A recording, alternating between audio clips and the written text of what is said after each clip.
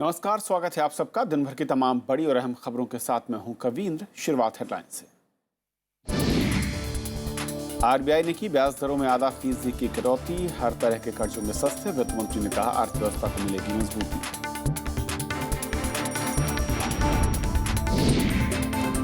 सुरक्षा परिषद में स्थायी सदस्यता पर भारत को अमेरिका का समर्थन, प्रधानमंत्री मोदी के साथ मुलाकात में राष्ट्रपति ओबामा का भरोसा, प्रधानमंत्री ने यात्रा को बताया सफल। आचार संहिता के उल्लंघन पर सुशील मोदी के खिलाफ एफआईआर, लोक लुभावन वादों का आरोप, लालू यादव भी जांच के घेरे में। 4 अक्टूबर को बीसीसीआई के नए अध्यक्ष का चुनाव, शशांक मनोहर के नाम पर सहमति, बैठक में शामिल नहीं होंगे एन श्रीनिवासन। नेपाल में भारतीय चैनलों पर प्रतिबंध, प्रदर्शनकारियों से बातचीत के लिए समिति का गठन, भारत ने कहा दोनों देशों के रिश्तों पर नहीं होगा असर।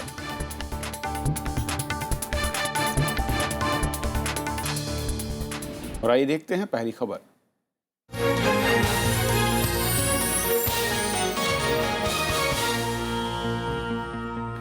और बैंक से कर्ज लेने वालों के लिए एक अच्छी खबर है। रिजर्व बैंक ने आज मौद्रिक नीति की समीक्षा बैठक में ब्याज दरों में 50 आधार अंकों की कटौती का ऐलान कर दिया। इससे घर और वाहन समेत सभी तरह के कर्ज की ब्याज दर में लोगों को राहत मिलेगी। पिछले 4 वर्षों में ये सबसे बड़ी कटौती है। वित्त मंत्री ने कहा कि ब्याज दर की कटौती से आर्थिक सुधारों को बल मिलेगा।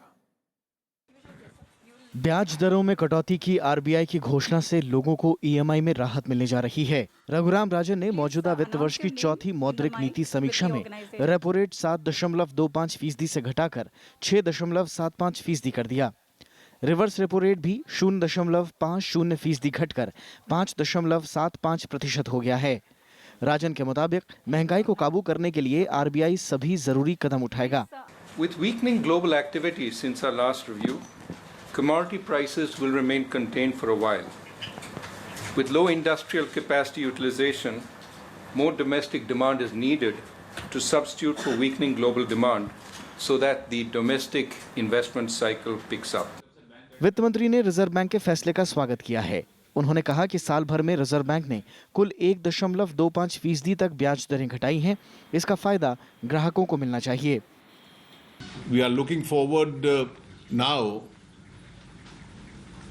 to the transmission of these cuts.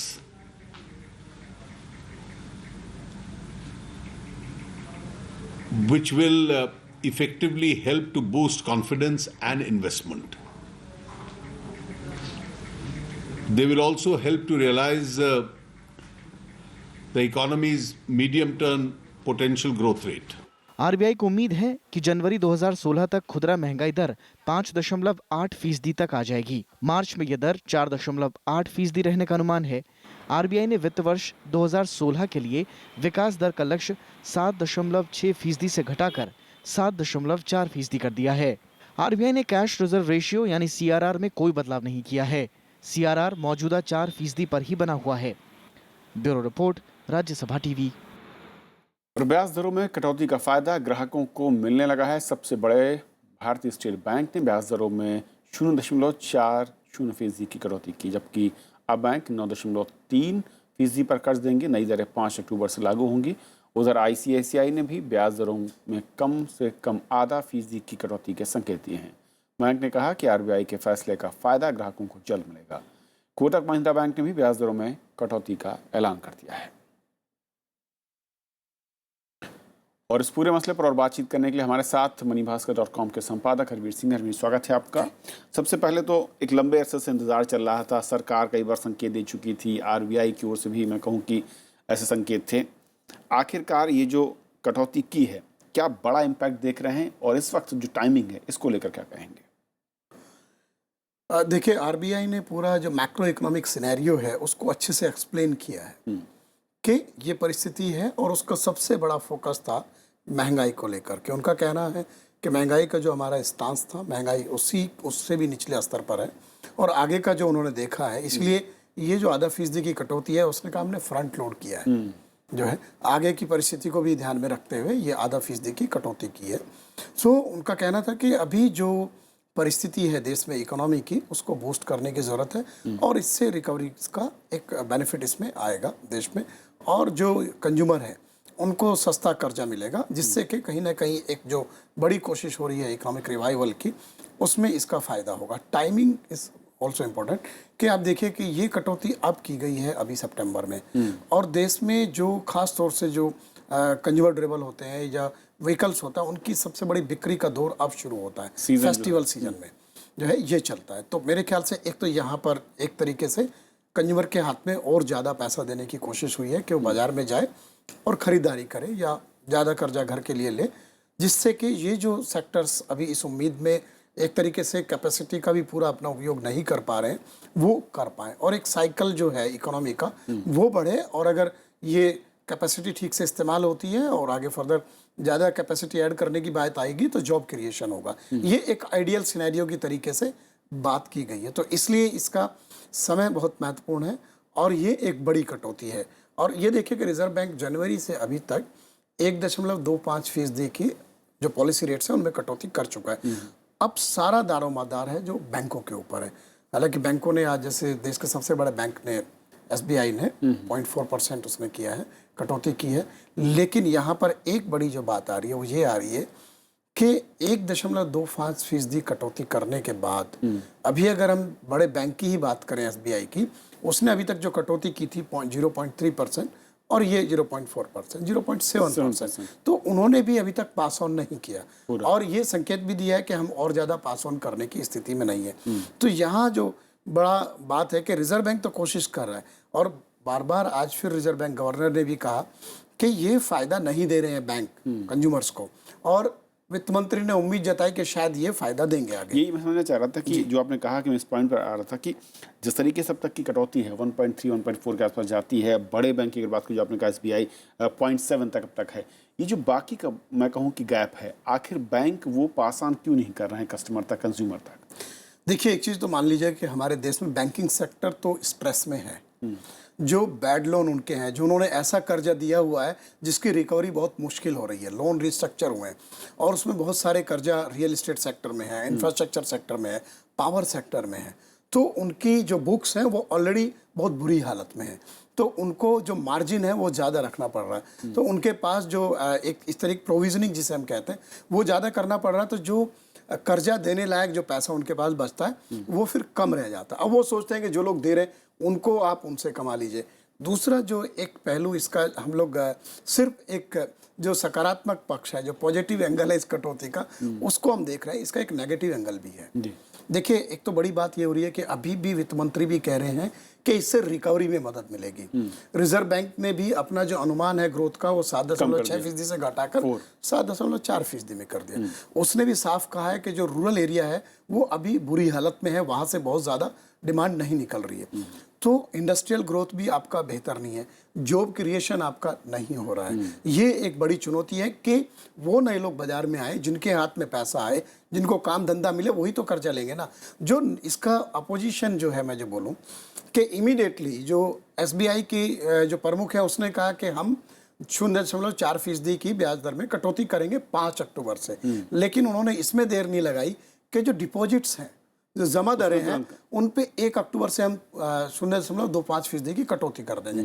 तो बेसिकली ये जो उधर पास ऑन करेंगे, जो डिपॉजिटर्स हैं, एक बड़ा तबका हमारे देश का वो भी है जो कि डिपॉजिट्स के सहारे अपना जीवन भी चलाता है और वो अपनी जो मेहनत की कमाई पूंजी से सुरक्षित रखता है और बैंकों में रखता है, वो मार्केट्स और इन सब चीज़ों के चक्कर में नहीं जाता। दूसरा एक पक्ष है कि जिसका संकेत वित्त मंत्री और उनके अधिकारियों ने आज दिया है, जो स्मॉल सेविंग्स हैं, जो एक तरीके से हमारे रिटायरमेंट बेनिफिट्स हैं, वो प्राइवेट सेक्टर हो या पब्लिक सेक्टर हो, आप पोस्ट ऑफिस डिपॉजिट्स करते हैं, PPF करते हैं, EPF करते हैं, दूसरी स्कीम्स जो हैं, अब उन्होंने कहा कि इसको मार्केट के साथ अलाइन करने की बात बैंकों ने मांगना शुरू कर दिया। आने वाले दिनों में आपका जो स्मॉल सेविंग्स जो है उसमें ब्याज दर में कटौती होगी, जो 8.75% अभी ब्याज दर है वो आपका नीचे आएगा। तो ये जिसके पास पैसा जमा करने के लिए है, जो उसका भविष्य काफ़ी कुछ उसमें है, उसमें भी कटौती होगी। तो सिर्फ ऐसा नहीं है कि ये सिर्फ उधारी लेने वालों के लिए है, ये भी फैक्टर उसमें है। बहुत बहुत शुक्रिया हरवीर इस पूरी बातचीत के लिए आपका। शुक्रिया। तो ये थी हमारी पहली खबर। छोटा सा ब्रेक और ब्रेक के बाद दिन भर की दूसरी बड़ी खबरें।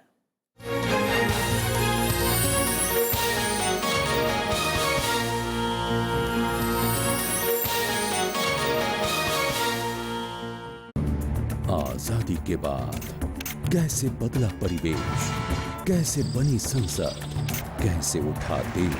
When the world sleeps, India will awake to life and freedom. कौन थे वो लोग जो दे गए हमको शानदार विरासत, लोकतंत्र की मजबूत इमारत। राज्यसभा टेलीविजन।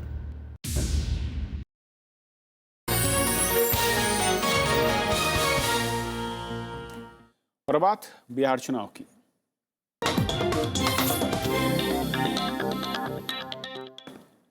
बिहार के दो बड़े नेताओं पर आचार संहिता के उल्लंघन के आरोप हैं। चुनाव आयोग ने पूर्व मुख्यमंत्री लालू प्रसाद यादव के बयानों की जांच की है। उधर पूर्व उप मुख्यमंत्री और बीजेपी नेता सुशील कुमार मोदी के खिलाफ एक एफआईआर दर्ज हुई है।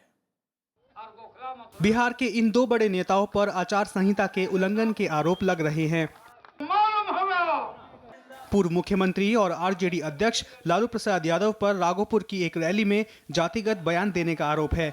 उन्होंने रैली में कहा था कि बिहार का ये चुनाव पिछड़ी जाति और अगड़ी जाति के बीच एक जंग है और सभी यादवों और पिछड़ी जाति के लोगों को महागठबंधन का साथ देना होगा ताकि एनडीए को चुनाव में शिकस्त मिले। चुनाव आयोग ने इस बयान की जांच की बात कही है। हमारे मॉडल कोड ऑफ कंडक्ट में और हमारे कानून में इसकी स्पष्ट व्यवस्था है। यदि कोई किसी भी प्रकार के एक्ट से कास्ट का उपयोग करेगा वोट डालने में ओपनली, जिसको कि हमारी लीगल तंत्र उसके ऊपर कार्रवाई कर सकें, वो हम मॉडल कोड ऑफ कंडक्ट में भी करेंगे और जो हमारे सब्सटेंटिव लॉ हैं उसके तहत भी हम उसकी कार्रवाई करेंगे। लेकिन लालू प्रसाद यादव इस मामले पर टिप्पणी करने से बच रहे हैं। हालांकि वो आरक्षण के मुद्दे पर बीजेपी पर निशाना साध रहे हैं। आरएसएस हमारा आरक्षण खत्म करना चाह रही है।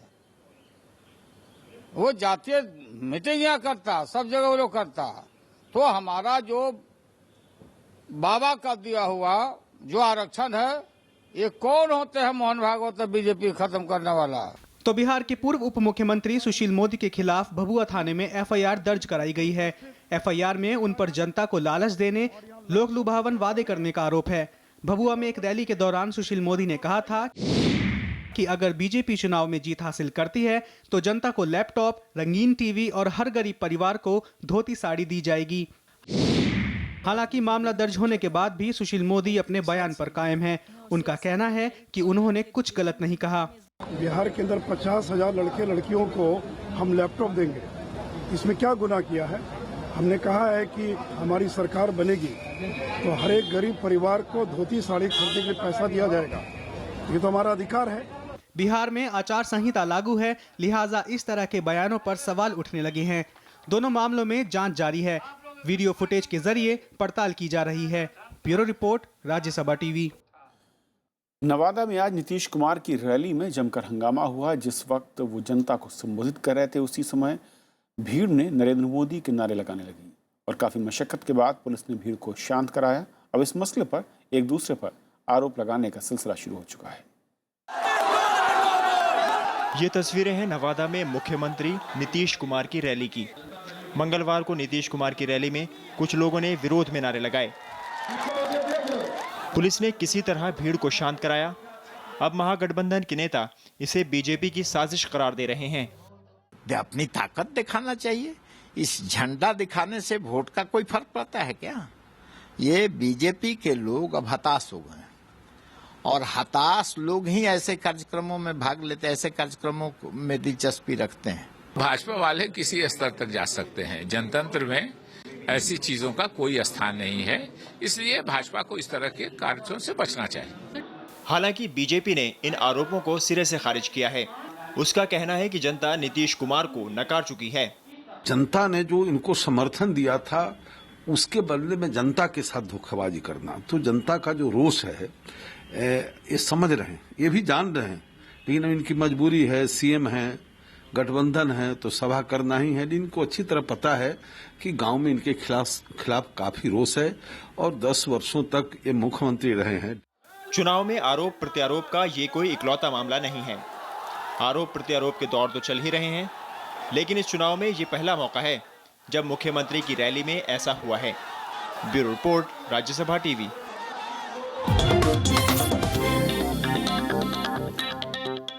अमेरिका ने सुरक्षा परिषद के स्थायी सदस्यता के लिए भारत को समर्थन देने का ठोस भरोसा दिया। अमेरिकी राष्ट्रपति से कल न्यूयॉर्क में मुलाकात के दौरान ये मुद्दा उठा था। प्रधानमंत्री ने समय सीमा में सुरक्षा परिषद के विस्तार के लिए अमेरिका का सहयोग भी मांगा। दोनों देशों ने रणनीतिक रिश्ते मजबूत करने पर जोर दिया है। प्रधानमंत्री नरेंद्र मोदी ने अमेरिका दौरे के आखिरी दिन न्यूयॉर्क में राष्ट्रपति बराक ओबामा से मुलाकात की। दोनों नेता एक साल में 5वीं बार मिल रहे थे। दोनों देशों ने आतंकवाद, रक्षा, कारोबार और जलवायु परिवर्तन के क्षेत्र में सहयोग बढ़ाने पर सहमति जताई। ओबामा ने संयुक्त राष्ट्र सुरक्षा परिषद में भारत की स्थायी सदस्यता के दावे का समर्थन किया। I thank President Obama for US support for India's permanent membership of a reformed UN Security Council. I also sought US support to complete the reform process within a fixed time frame. New York में ही प्रधानमंत्री की मुलाकात Britain के प्रधानमंत्री David Cameron और France के राष्ट्रपति François Hollande से भी हुई। दोनों देश सुरक्षा परिषद के स्थायी सदस्य हैं। सुरक्षा परिषद में सुधार पर ही जर्मनी, ब्राजील और जापान के राष्ट्राध्यक्षों से शनिवार को प्रधानमंत्री की मुलाकात हुई थी। G4 के ये देश स्थायी सदस्यता के दावेदार हैं। The Security Council must include the world's largest democracies, major locomotives of the global economy, and voice from all the major countries. 5 दिनों के अमेरिका दौरे के दौरान प्रधानमंत्री ने संयुक्त राष्ट्र के सतत विकास सम्मेलन को भी संबोधित किया। उन्होंने सुरक्षा परिषद में सुधार पर जोर देते हुए गरीबी के खात्मे को पहली प्राथमिकता बताया। वहीं शांति सेना पर सम्मेलन में उन्होंने भारत की चिंताएं सामने रखी। प्रधानमंत्री ने कहा कि शांति सेना में बड़ी भूमिका निभाने वाले भारत को निर्णय प्रक्रिया में शामिल किया जाना चाहिए। Bureau report, Rajya Sabha TV. FTII विवाद को सुलझाने को लेकर सरकार और छात्रों की बातचीत बेनतीजा रही है। मुंबई में आज सूचना प्रसारण मंत्रालय के अधिकारियों के सामने छात्रों ने अपनी मांगें रखी।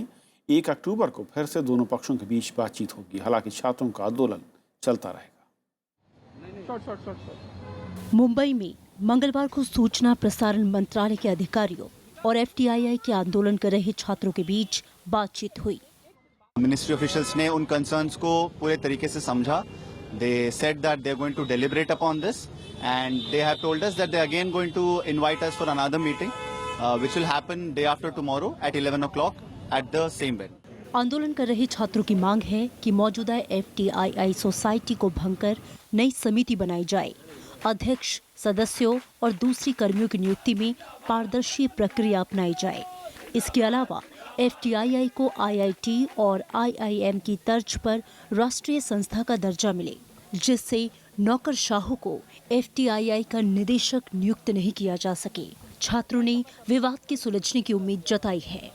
अगले मीटिंग में भी हम इसी उम्मीद के साथ जाएंगे कि ये इशू रिजॉल्व हो सकता है। आज अच्छी बातचीत हुई है। बातचीत को लेकर किसी को कोई कंसर्न नहीं था। दोनों तरफ से अच्छी बातचीत हुई है।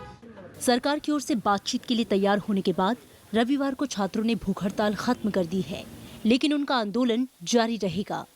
इससे पहले सूचना और प्रसारण मंत्रालय ने 3 सदस्यीय एक समिति बनाई थी, जिसने 21 अगस्त को पुणे में FTII परिसर में छात्रों और अधिकारियों से बातचीत की थी। छात्र 12 जून से FTII की गवर्निंग काउंसिल के अध्यक्ष गजेंद्र चौहान और कई सदस्यों की नियुक्ति का विरोध कर रहे हैं। Bureau report, Rajya Sabha TV.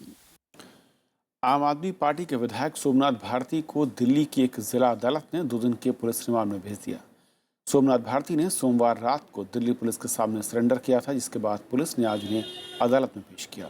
इससे पहले सोमवार को सुप्रीम कोर्ट ने सोमनाथ भारती के अग्रिम जमानत की याचिका पर सुनवाई से इनकार कर दिया था और उन्हें पहले सरेंडर करने के आदेश दिए थे। सोमनाथ भारती के खिलाफ उनकी पत्नी ने घरेलू हिंसा और हत्या की कोशिश का मामला दर्ज कराया था और उसके बाद से सोमनाथ भारती फरार चल रहे थे। संरक्षित स्मारकों के पास निर्माण की इजाज़त अब ऑनलाइन भी ली जा सकेगी। राष्ट्रीय स्मारक प्राधिकरण ने आज इस सेवा की शुरुआत की। देश के 3600 से अधिक संरक्षित स्मारकों के 100 मीटर के आसपास निर्माण गतिविधि के लिए अनुमति लेना जरूरी है। इस प्रक्रिया को पारदर्शी और आसान बनाने के लिए अब ये नई व्यवस्था लागू की गई है। 100 मीटर और 300 मीटर के दायरे के अंदर कितना कंस्ट्रक्शन किया जा सकता है, इस विषय में आप स्वयं अपने जियो कोऑर्डिनेट्स उस एप्लीकेशन के माध्यम से डाउनलोड कर सकेंगे। और मैं समझता हूं फॉर्म भी स्वयं डाउनलोड कर सकते हैं, स्वयं फॉर्म ऑनलाइन एप्लीकेशन कर सकते हैं। एक समयबद्ध सीमा के अंदर आपको जवाब भी मिल जाएगा। भारतीय क्रिकेट कंट्रोल बोर्ड की 4 अक्टूबर को मुंबई में आम सभा की विशेष बैठक होगी, जिसमें नए अध्यक्ष का चुनाव होना है। जगमोहन डालमिया के निधन के बाद से ये पद खाली है। बीसीसीआई के सचिव अनुराग ठाकुर ने बताया कि शशांक मनोहर सर्वसम्मति उम्मीदवार हैं। 3 अक्टूबर को नामांकन पत्रों की जांच होगी और बोर्ड के पूर्व अध्यक्ष एन श्रीनिवासन के बारे में स्थिति साफ करते हुए उन्होंने कहा कि श्रीनिवासन मतदान कर सकते हैं, लेकिन बैठक में हिस्सा नहीं ले सकते। श्रीनिवासन के बीसीसीआई की बैठक में हिस्सा लेने के मामले में सुप्रीम कोर्ट 5 अक्टूबर को सुनवाई करेगा। शशांक मनोहर 2008 से 2011 तक बीसीसीआई के अध्यक्ष रह चुके हैं। मैंने पिछले कल ही नोटिस इशू किया special general meeting president BCCI को चुनने के लिए। 4 अक्टूबर को दोपहर 2 बजे बीसीसीआई हेडक्वार्टर्स मुंबई में बैठक की जाएगी और 3 तारीख तक सबको अपने अपनी स्टेट एसोसिएशन के जो पदाधिकारी या कोई व्यक्ति जो उस मीटिंग में अटेंड करेगा उनके नाम भेजने हैं। नेपाल सरकार ने प्रदर्शनकारियों से बातचीत के लिए कमेटी गठित की है। कमेटी में नेपाल की तीनों प्रमुख पार्टियों के प्रतिनिधि शामिल हैं। भारत ने उम्मीद जताई है कि मौजूदा संकट का असर दोनों देशों के रिश्तों पर नहीं पड़ेगा। हालांकि नेपाल में भारतीय चैनलों पर प्रतिबंध लगाने के फैसले की चौतरफा निंदा हो रही है।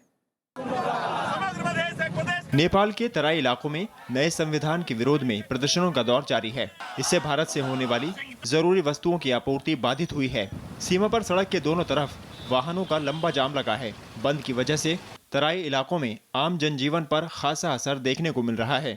तो यहाँ के संपूर्ण आंदोलनकारी जाग चुके हैं, अब बहुत भयानक रूप हो सकता है। विरोध दरअसल मधेशी अधिकारों से जुड़ा है। मधेशी समुदाय का भारत से बेटी और रोटी का रिश्ता है। नए संविधान के मुताबिक अब जो भी लोग नेपाल से बाहर शादी करेंगे उनकी पत्नी को 15 साल अंगीकृत नागरिकता मिलेगी। उनकी संतान भी अंगीकृत नागरिक होगी, यानी उसे वहां की राजनीति में भाग लेने का अधिकार नहीं होगा, न वो शासन के शीर्ष पद पर आसीन हो सकेगा। मधेशी और थारू लोगों का आरोप है कि इस संविधान में उनके अधिकारों की अनदेखी की गई है। इस बीच नेपाल सरकार ने प्रदर्शनकारियों से बातचीत के लिए एक कमेटी गठित की है। उधर भारी विरोध के बाद federation of Nepal cable television association ने भारतीय चैनलों पर प्रतिबंध लगाने का फैसला किया है। हालांकि इस फैसले की मीडिया जगत में निंदा हो रही है। Bureau report, Rajya Sabha TV. Afghanistan में कुंदूज शहर को आतंकियों से मुक्त कराने के लिए सेना ने एक बड़ा अभियान छेड़ा है। इलाके की नाकेबंदी कर दी गई है। कुंदूज शहर पर तालिबान का कब्जा अफगान सरकार के लिए एक बड़ा झटका माना जा रहा है। अफगानिस्तान में कुंदूज शहर पर कब्जे को लेकर सुरक्षा बलों और तालिबान लड़ाकों के बीच संघर्ष जारी है। तालिबान ने शहर के बड़े इलाके को कब्जे में ले लिया है। साथ ही वो अपने साथियों को जेल से निकालने में भी कामयाब हुए हैं। अफगान रक्षा जानकारों ने तालिबान की इस कार्रवाई के पीछे पाकिस्तान का हाथ बताया है। در داخل هم کسانی بودن که با اونا کمک کردن، اونا را آمدن در قسمت کندوز اشغال کردن و امکان داره که جنگ امروز یا فردا شدید شود و اونا توانایی نگاه داشتنش ندارن। कुंदूज पर तालिबानी कब्जे के बाद बड़ी तादाद में लोग पलायन को मजबूर हुए हैं। तालिबान ने शहर में शरिया कानून लगाने का भी ऐलान किया है। रणनीतिक रूप से अहम कुंदूज सिटी पर तालिबान का कब्जा सरकार के लिए बड़ा झटका है। राष्ट्रपति अशरफ गनी ने प्रेस कॉन्फ्रेंस कर तालिबान के खिलाफ कड़ी कार्रवाई करने की बात कही। امروز قوای امنیتی ما در پیشرفت است. یک قسمت تأسیسات دولتی دوباره گرفته شده. قوای تازه نفس नाटो सैनिकों की वापसी के बाद तालिबान के हमलों का कुंदूज केंद्र रहा है। तालिबान ने पहली बार किसी बड़े शहर पर कब्जा किया है। Bureau report, Rajya Sabha TV.